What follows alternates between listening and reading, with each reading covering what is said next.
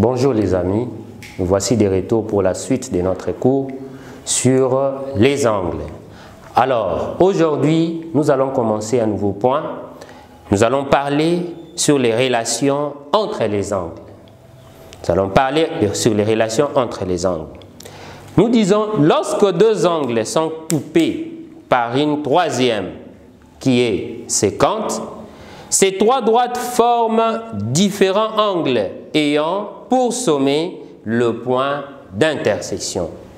Alors, les angles situés de part et d'autre de la séquente et qui ne sont pas adjacents et ils ne sont pas opposés par les sommets, ces angles sont nommés des angles alternes. C'est ce que nous avons ici au tableau. Nous venons de dire les angles situés de part et d'autre de la séquente et qui ne sont pas adjacents ou opposés par les sommets sont nommés des angles alternes. Alors les angles alternes, ce sont des angles qui ne sont pas opposés premièrement, ils ne sont pas non plus adjacents, mais ils sont alternes. Ce sont ces angles qui sont situés de part et d'autre de la séquente. Ok, alors on distingue deux sortes d'angles alternes. Nous avons les angles alternes internes. Les angles alternes internes, ils sont situés à l'intérieur de deux droites. Comme par exemple ici, les angles ayant la même couleur. Nous avons la couleur rouge. Ok, ces deux angles qui sont situés à l'intérieur des deux droites sont des angles alternes internes.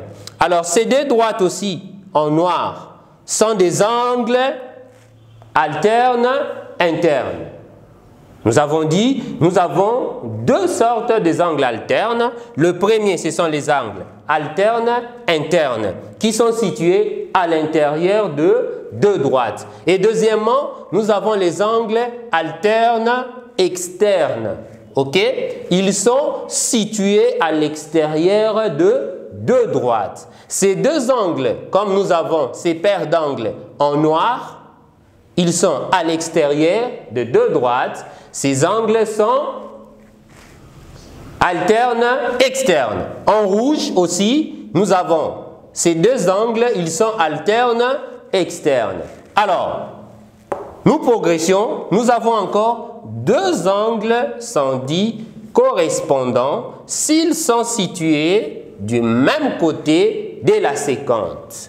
Et néanmoins, l'un doit être à l'intérieur et l'autre doit être à l'extérieur pour que ces deux angles puissent être correspondants. Comme nous avons ces figures ici au tableau, nous avons la couleur rouge et la couleur rouge. Ce sont des angles qui sont correspondants.